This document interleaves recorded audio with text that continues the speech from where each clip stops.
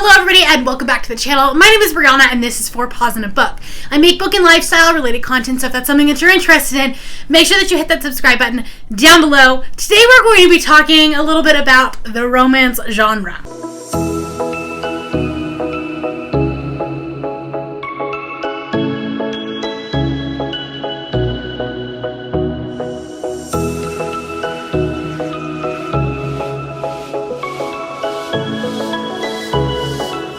So, I want to have a discussion here. Essentially, we're bringing back coffee talk, but I don't have any coffee because it's 5 o'clock at night. And also, we're not coffee, books, and bullet journals anymore. But, same concept, okay? This is also going to be, as close to a single book review as I've probably ever done on my channel. Because I don't do those. But I read The Heart Principle, and I have some things to talk about. So we're going to do that. The Heart Principle is the third book in the Kiss Quotient series. It can be read as a standalone, but you get cameos from the characters from the other 2 books, which I loved. And this one I think tied in quite a bit more to the first one than the second one, and I really appreciated that. Michael was actually a big character in this. I love this book. I gave it 5 stars. That's not what we're talking about. What I want to talk about is it a romance? Because there was a lot of conversation last year, right at the end of the year, on what was a romance. Because it was nominated for a Goodreads Choice Award under the romance genre. And a lot of people were like, this isn't a romance because it deals with heavy stuff. And here's the thing. Yes, it does. This is not a romance that you can go into if you want a light and fluffy palette cleanser. That's not this book. This isn't a sweet, happy, cotton candy type book. I'm going to put it down because otherwise my face is going to be really red. This deals with some really heavy stuff. There's trigger warnings for death of a parent, and also having to take care of a dying parent. There's also some domestic abuse and sexual abuse, more on the emotional side than the physical side. There's definitely triggers for that. And also she is dealing with an autism diagnosis. And there's a lot of grappling with that diagnosis and trying to figure out if it does fit her, and then also how to come out to her family with that diagnosis. So yes, there's a lot going on in this book. However, I think it's still a romance.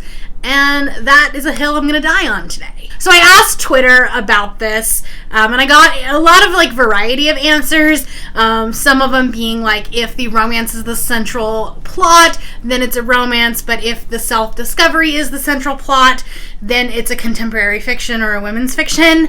I got things on as long as it has a happily ever after or an HFN, which is happy for now, then it's a romance. And I think that this book has all of those things. This book has a happily ever after, happily for now. This book has a central plot of a romance. So it's a romance. Just because it has other things going on doesn't make it not a romance. And I think that's the conversation that we have to have. That is the thing that we have to kind of come to terms with, is that romance as a genre is not what it was even 10 years ago. And certainly not 20, 30 years ago. I could probably even make the argument that it's not even romance from 5 years ago. It's really been in just the past few years that authors have really started to flesh out their characters and really give them a history, give them a backstory, and give them issues that they're dealing with. It's not just boy meets girl, girl likes boy, they kiss, they fall in love, they have a third act breakup because they're not communicating, and then we fix the communication and then we live on with our lives and we're happily ever after. That was the plot structure of romance. No matter what time period, fantasy romance, historical romance, whatever. That was the plot structure of romance just kind of for a long time. And yes, it's cookie cutter, but it works. The romance genre is the biggest selling genre in all of publishing by a wide margin. So for a long time, authors just kind of were well, if it ain't broke, don't fix it.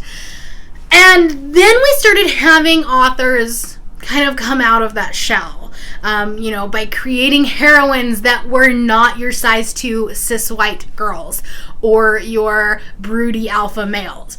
You start having characters that have a history, whether that's familial drama or history or, abuse, whatever. It can be domestic abuse from a former relationship. You also have a lot of diversity with not only like race and ethnicity, but also sexuality and body type. Plus size heroes and heroines are really becoming a thing, and it's allowing readers to really see themselves as the main character in a romance novel, which for the large majority of the population hasn't been a thing in the past. Yes, you can read a romance novel and you can enjoy the story, you can enjoy the characters and blah blah blah, but in those older romance books, how often could a reader really insert themselves into the story? Or not just that. Maybe you're not the type of person that self-inserts themselves, but there's a self-confidence issue where, me, as a plus-size woman, for example, I don't see myself as the main character of a romance novel. And it really wasn't until reading authors like Olivia Dade and Talia Hibbert where I started to be able to see myself as the main character of the story. Because I deserve love too, despite being plus size, despite being queer, and despite having ridiculous mental health issues. Because those people were being portrayed in romance novels, I could see myself deserving love as well. And I think that the Heart Principle kind of just goes one step farther. And I don't know if it's just that, we as a book community, we're just not comfortable with that yet. But this is still a romance at heart. The main story is between Anna and Quan. The main story is Anna and Quan figuring out life together and figuring out how each other fits into their life. That's the story. At its core, if you took the romance out, this story doesn't work. Yes, it is a story about family and learning to set boundaries and caring for loved ones and really discovering yourself and your place in a family circle. And it's also about a character who is coming to terms with a mental health diagnosis. That's all there, but the central plot is Anna and Quan. And I think what I'm trying to say here most, succinctly is that you can have this story, this romance between Anna and Quan. You can take out the family issues and the drama and the Anna trying to fit in with her sister and her parents and trying to be accepted. You can take that part out. You can take Quan's health issues out. You can take Quan's business subplot story out, and you would still have a romance. Wouldn't be a great romance, wouldn't be very fleshed out, it would be very cookie cutter, but you can have the romance. But I think that especially the way that it's written, you can't have this family story without Quan. You can't have her figuring out who she is without Quan accepting her, because at its heart, Anna doesn't accept herself until Quan accepts her. And I know that's backwards and you're supposed to love yourself before you can love other people, but that's not always the case. And I think that that's really what this book is trying to show. This book is reality. I don't know about you, but real life, even romance in real life, does not come without a myriad of other issues. It does not come without baggage. And I think that that's what this book did. This book is a romance with characters who have baggage. This is probably one of the best books I've read all year. This was fantastic. It was so well crafted, and it was so beautiful, and I think it's probably really cathartic, because this is definitely Helen's, I don't want to say self-insert story because I don't like that term, but that's kind of what it is. This is her story, and I really appreciate it for that, and I really respect her for doing that. This was a beautiful book, and it was a romance. Plain and simple. There's such a gray, fuzzy line between what women's fiction is and what romance is, and I think that those lines, they get blurred way too often. But if you're going to use the criteria of it has to be a romance-centered plot, or the book doesn't work without the romance in it, that kind of thing, this book is a romance. Is it your typical romance? Absolutely not. Absolutely not. This is a whole other level of romance, and I'm really excited that this might be laying the groundwork for other authors to continue doing this. This is already something that's being done in publishing And it's so exciting. And I think that when you read romances that don't have something like this, it can kind of feel like they're flat. And so I think that eventually this will become the norm. Like, this amount of story in a book will become the norm. There are definitely arguments of the fact that, like, she tried to do too much. And, like, okay, I get that argument. There was a lot going on in this story for as short of a book as it was. But I think that, like, she still handled it extremely well. I don't feel like there were plot holes, and I don't feel like we rushed anything. I think that there were probably times where we might have, like, skimmed through a difficult part, or we, like, just kind of hit the high points, as it were. It kind of felt like a movie in that sense. But I finished the book feeling very satisfied, very content.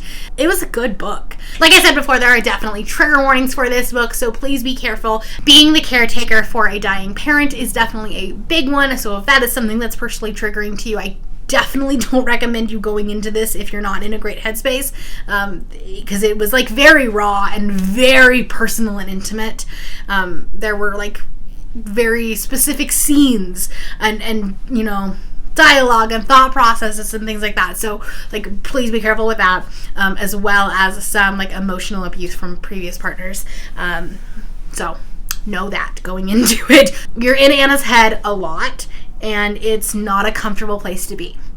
That is for sure. Let me know down in the comments below what you think. If you've read this book, would you classify it as a contemporary or as a romance? If you haven't read this book, what classifies a romance? What constitutes a romance versus what is a woman's fiction? And if you're not feeling chatty, you can put a heart emoji. Please make sure that you are being kind and courteous in the comments if we have a discussion down there, and I will talk to you next time. That is all I have for you today. If you are new here and you have not yet subscribed, there's a little red button that you can do so down below the video, and all of the other links to my social media will be in the description below if you'd like to be my friend on any other platform. Thank you all for watching, and I will see you next time. Bye.